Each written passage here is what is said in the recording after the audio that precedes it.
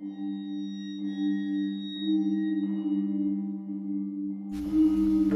what's up guys? This is Paranormal Adventures episode 11 of season 5. So this is the best of part of this season. It's crazy to think that we are 2 episodes away from finishing season 5. And we are just 7 weeks away from starting season 6. So that is pretty crazy. So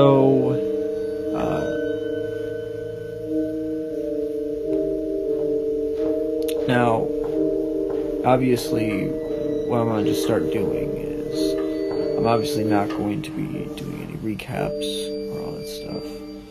And when I do recaps, when I finish everything, when everything is on, like a break or something like that, like when Horrifying Nights, the Horrifying Nights House and Horror's Mystery, both in their seasons, I will not be doing any Horrifying Nights or anything like that. And I may just start be doing that as well. Just not recording anything. Like I do with my video rental store memories. I just don't do any after show or anything like that at all. I think I am going to start doing that. For all the series that aren't my main shows.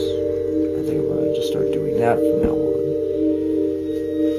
But yeah, I'm recording 3 weeks in advance, so that I have 3 weeks off.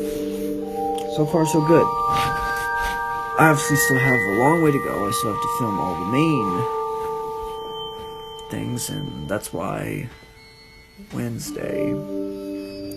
I mean, tomorrow I'm going to record a little bit. And all that stuff, but mainly, like, Wednesday...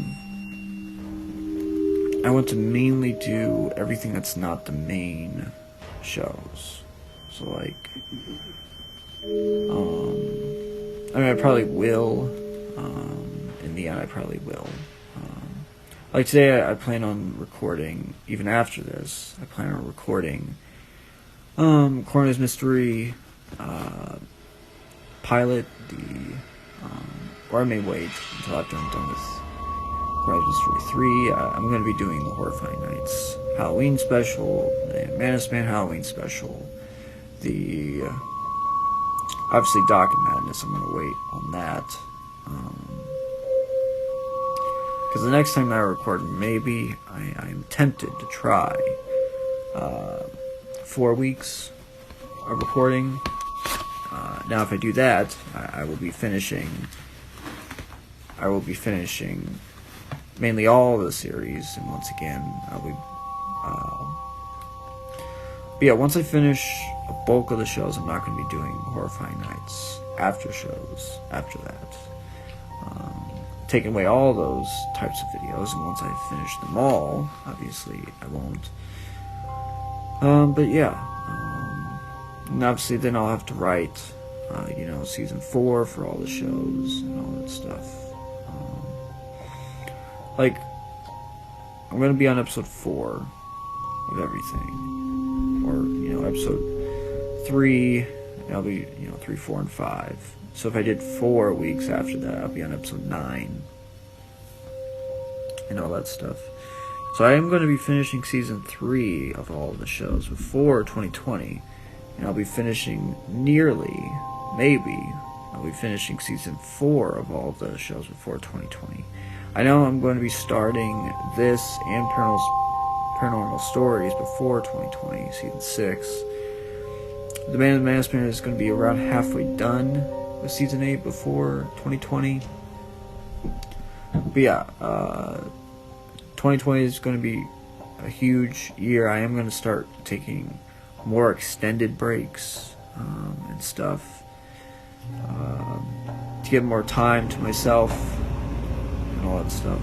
So let's begin. So for this first best of, we're going to go all the way back to season 1. And that is, I'm going to talk about the very first house I ever lived in. And that is where I had basically all my paranormal experiences.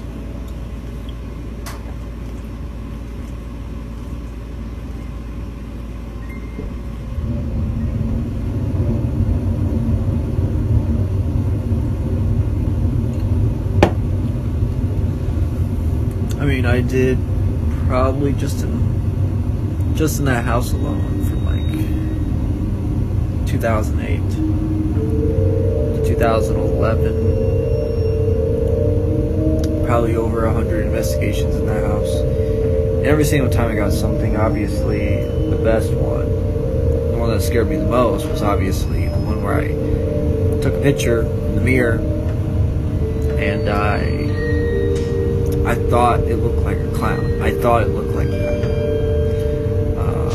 It still scares me to this day, talking about it and all that stuff. Then another paranormal experiences was doing the flashlight technique, where you would unscrew the flashlight just a little bit, that if you touched it, it would turn on. And I remember one time where it worked. I thought that it wouldn't work at all, but it actually did. And then I remember doing, let's see. I remember, the time where on 11 separate times I caught a voice that said, "Hey, hey," with my father. This must have been like 2009, must have been 13, and I remember thinking, damn. So after the first time, I was like, what the hell? But then the second time, the third time, I'm like, what the hell is going on? Why does it keep on saying, hey, hey? At first I thought it was like maybe like a glitch. So I trimmed the audio down, but it was different every time.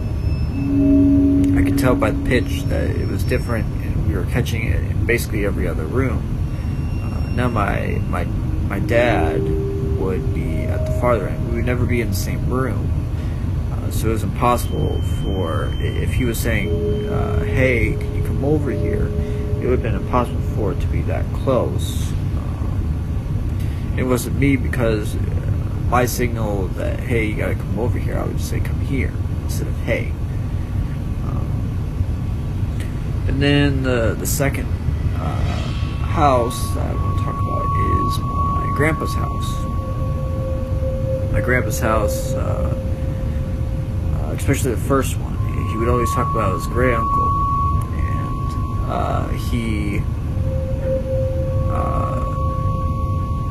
I remember one time, we were just sitting there talking, and the controller was not by him, it wasn't by me either. It was on the stereo itself. All of a sudden, it turns on, its blasting music, and like, holy crap, what the hell was that? And I just loved that paranormal experience so much.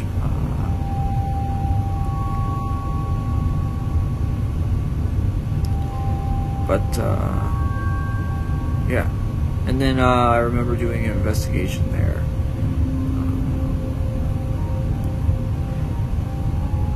The only thing I didn't like every now and then was the occasional spider. I guess that's fine. I mean, I would watch wrestling there all the time. I mean, I made a promise to my grandpa that I would watch wrestling for him for the rest of my life. So, which for WWE is starting to get very, very, very difficult. It's definitely not what it used to be. And I've been watching AEW, which I've been a real big fan of that. NXT obviously is always great. NWA, I may start watching that, because Grandpa used to have these VHS tapes, and he would give them to me to watch. And I would watch like old NWA, Mid-South, I think it's IWA or something like that.